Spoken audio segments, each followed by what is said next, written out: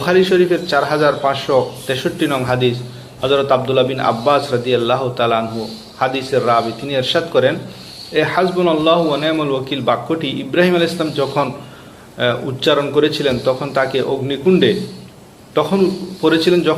অগ্নিকুণ্ডে নিক্ষেপ করা হয়েছিল।